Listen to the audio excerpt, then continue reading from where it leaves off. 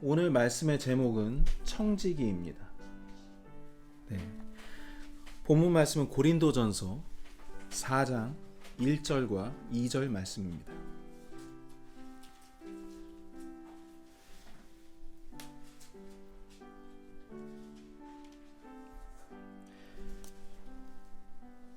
제가 받들어 읽겠습니다. 사람이 마땅히 우리를 그리스도의 사역자요 하나님의 신비들을 맡은 청지기로 여길지어다. 또한 청지기들에게 요구되는 것은 신실한 사람으로 드러나는 것이라. 오늘날 그리스도인들은 막연히 부자들에 대한 선입견이 있는 것 같습니다. 그 대표적인 근거로 우린 보통 마가복음 10장 25절 말씀을 예로 듭니다. 낙타가 바늘길을 지나가는 것이 부자가 하나님의 왕국에 들어가는 것보다 쉬우니라. 그렇죠? 이 말씀을 통해 부자가 천국에 들어가는 건 거의 불가능한 일이구나 하는 말을 하곤 합니다. 그래서 특별한 이유 없이 그리스도인들이지만 부자를 곱지 않은 눈으로 바라보기도 하고, 부자가 될 기회가 찾아와도 죄악시 여기는 그리스도인들이 덜어 있는 것 같습니다. 이 오해를 풀기 위해 마가복음 그 위의 절 10장 24절 말씀을 보기 원합니다. 제가 읽을게요. 예수님께서 이렇게 말씀하십니다. 얘들아, 재물을 신뢰하는 자들이 하나님의 왕국에 들어가는 것은 심히 어렵도다. 무조건 부자라고 하지 않으셨어요. 부자가 아니더라도 돈을 많이 버는 것을 자신 인생의 최대의 목표로 삼은 사람들, 돈을 신뢰하는 사람들이 하나님의 왕국에 들어가기 어렵다는 걸 확인해 볼 수 있습니다. 또 잠언 말씀을 읽다 보면 이 말씀이 있습니다. 3장 16절에 지혜의 오른손에는 많은 날이 있고 지혜의 왼손에는 재물과 명예가 있나니. 분명 반대되는 말씀이죠. 여러분, 이 말씀 듣고 어떤 생각이 드십니까? 그래도 부자가 되는 건 좀 위험하니까 굳이 되려고 노력하지 말자, 이런 생각이 드십니까? 사실 이건 우리의 초이스가 아닙니다. 우리가 부자가 되고 싶다고 되는 게 아니에요. 원치 않는다고 또 안 되는 것도 분명히 아닙니다. 다 주님께 달린 겁니다. 하나님 보시기에 누구라도 부자가 돼도 너는 괜찮겠다 판단하시면 만들어주시는 겁니다. 이 모두가 하나님 결정에 달려있다는 말입니다. 내가 선입견을 갖고 부자를 대할 때 빠지기 쉬운 함정에 주의하라는 말입니다. 오늘은 부자이면서도 청지기의 삶을 잘 감당했던 그리스도인들에 대해 말씀 나눠보고자 합니다. 청지기, 좀 말이 어렵죠? 사전을 찾아보니까 주인이 맡긴 것들을 주인의 뜻대로 관리하는 사람이다. 영어로는 steward. 여기엔 주인의 재산을 관리하는 것뿐만 아니라 사람을 포함한 주인의 모든 소유물들을 교육하고 보살피는 일이 그들, 청지기들의 일이었습니다. 그렇습니다. 성경에서는 신실한 청지기들을 충성스러운 종들로 또 표현하고 있어요. 여러분 아시는 분 중에 한번 생각해 보세요. 자신이 부자이면서 이 청지기의 삶을 잘 살아냈던 그리스도인들이 누가 있었던 것 같습니까? 여러분들이 모르는 사이에 우리 주변에 이분들의 엄청난 유산들이 있습니다. 우리나라 역사를 볼게요. 대한민국은 일제시대 때부터 해방 전까지 무려 1,500명이 넘는 선교사들이 들어왔습니다. 선교지였어요. 이 선교사들은 한반도 전역에 복음을 전했습니다. 여러분들이 모르는 사이에 우리 주변에 이분들의 엄청난 유산들이 있습니다. 학교를 지었습니다. 병원에 엄청난 투자를 아끼지 않았으며 그 당시 세종대왕이 한글을 만들었잖아요. 거기서 반포하고 널리 퍼졌던 게 아닙니다. 대부분의 사람들은 문맹이었어요. 까막눈. 그 당시 언문이라고 하찮게 봤었던 그러한 글을 크게 인정받지 못했던 그 한글을 오늘날의 한글로 정착시킨 사람들이 선교사님들입니다. 왜 그랬을까요? 성경을 가르치기 위해서, 성경을 널리 보급하는 일을 위해서 한글을 파란 눈의 선교사님들이 가르친 겁니다. 이 모든 노력들의 결과로 한국 교회의 성장과 대한민국 건국의 기초가 마련됐습니다. 이분들이 없었다면 지금의 대한민국은 없다고 저는 감히 말씀드릴 수 있습니다. 마포에 가봤거든요. 양화진이라는 곳이 있습니다. 수많은 선교사들이 복음을 위해 순교당했던 장소입니다. 한국 기독교 역사 100년을 기념해서 세워진 한국 기독교 100주년 기념교회가 거기에 있습니다. 이곳에는 목베어 순교한 분들, 아픈 환자들을 치료하다 병을 얻어 순교한 분들, 물에 빠진 사람을 구하려다 바다에서 익사한 선교사님들, 말로 다 할 수 없는 기막힌 인생을 살다 가신 분들이 묻힌 묘가 교회 옆에 자리 잡고 있습니다. 제가 아이들과 함께 이 기념교회 묘지와 박물관들을 둘러보면서 궁금했던 것이 하나 있었습니다. 어떻게 보면 짧다면 짧은 근대시대 몇십 년 기간 동안이었거든요. 그런데 우리가 이름만 들으면 알 수 있는 대학교들과 병원들이 이분들에 의해서 세워졌대요. 어떻게 그렇게 할 수가 있었을까? 분명히 엄청난 재정적 뒷받침이 필요했을 텐데, 또 파란 눈의 선교사들이 어떻게 오히려 한글을 가르쳤을까? 우리나라 말도 몰랐을 텐데 한글 성경을 보급했다고? 믿을 수 없는 기적 같은 일들이 근세에 있었던 거예요. 과연 얼마나 똑똑한 사람들이었으면 그 어렵다라고 하는 한국말을 배우고 짧은 기간에, 그리고 한국 사람들한테 사전도 만들어주고 성경을 보급할 수 있었을까요? 궁금증들이 너무 많았습니다. 쏟아졌어요. 오늘 말씀을 준비하면서 제가 몇 가지를 조사했습니다. 그랬더니 깜짝 놀랄 사실들이 발견됐습니다.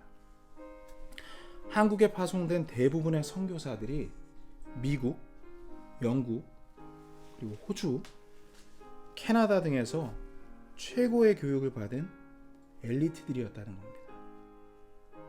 이들의 직업을 제가 살펴보니까 의사, 약사, 선생님, 성공한 기업가들, 또 YMCA를 통해서 직업교육이 이루어지는데 목수, 페인팅, 배관공, 금속기술자, 사진사, 모든 기술교육을 담당하기 위해 배를 타고 온 테크니션들이 우리나라에 온 거예요.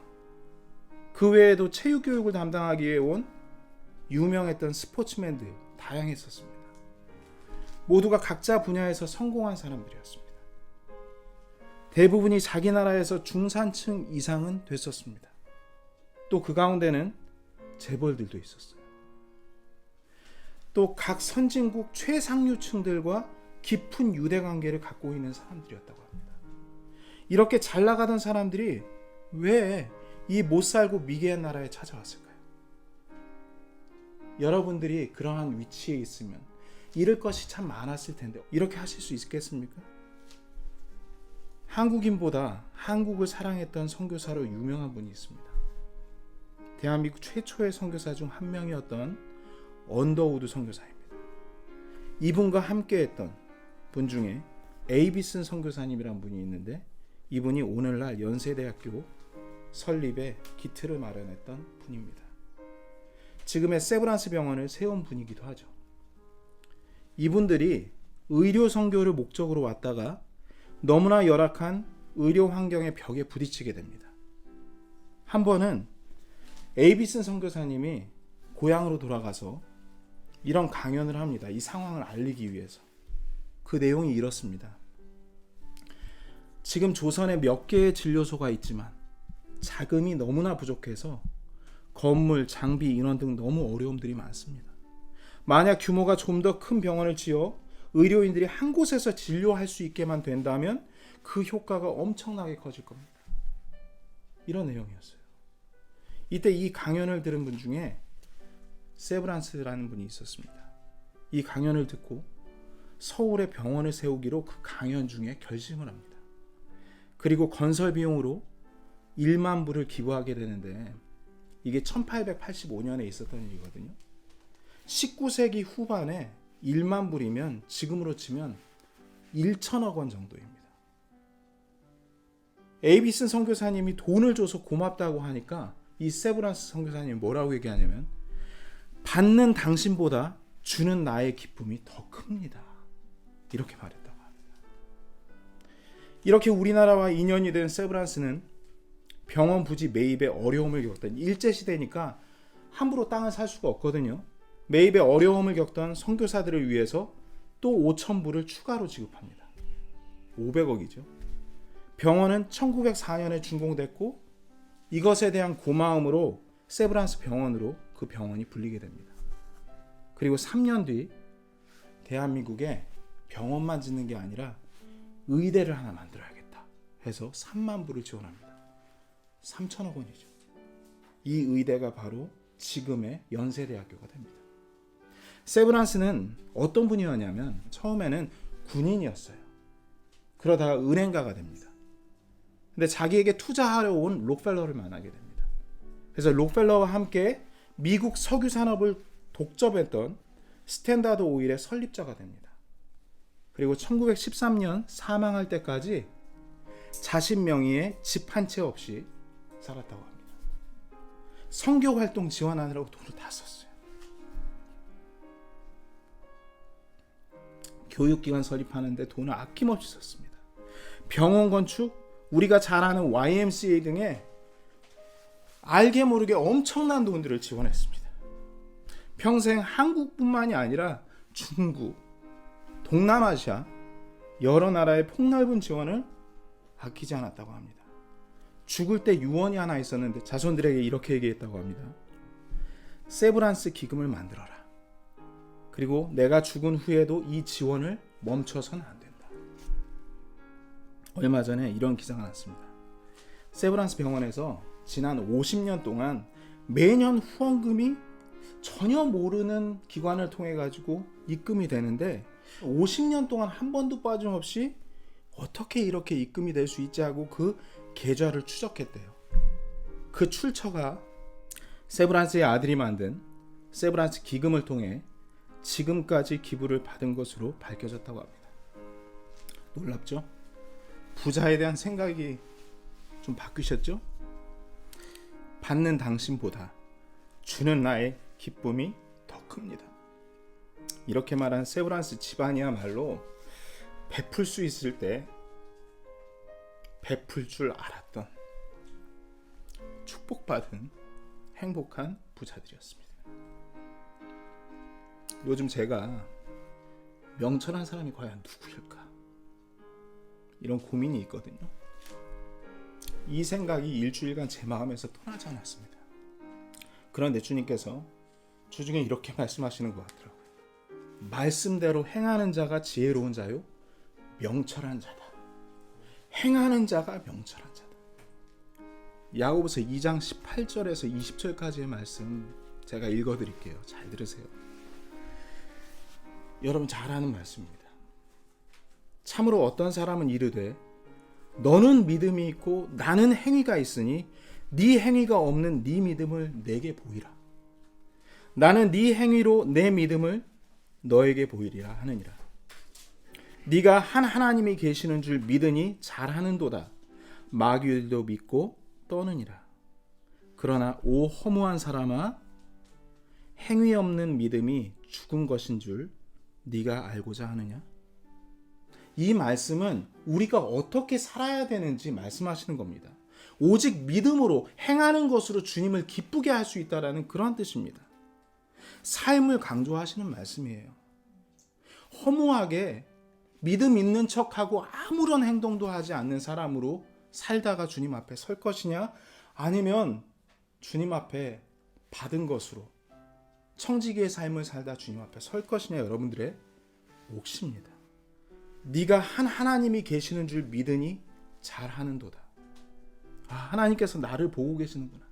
내 인생을 처음부터 끝까지 통찰하고 지켜보고 내 마음까지 읽고 계시는구나. 그렇지 않았으면 그런 삶을 살 수 있었겠습니까? 그 1500명의 잘 살던 중산층 이상의 선교사님들이 우리나라에 왜 옵니까? 하나님이 계시는 줄 믿기 때문입니다. 잠언 9장 10절에도 우리가 꼭 외우고 마음에 새겨야 할 말씀이 있어요. 주를 두려워하는 것이 지혜의 시작이요 거룩한 것들을 아는 것이 명철이니. 이 선교사님은 주를 두려워하는 것이 지혜의 시작임을 깨달은 겁니다. 그리고 세브란스 형제님은 어떻게 사는 것이 명철하게 사는 것인지 그걸 깨닫고 실천했어요. 기록된 말씀에 거룩한 것들을 아는 것이 명철이니, 정말 아는 게 뭘까요? 정말 아는 건 행하는 겁니다.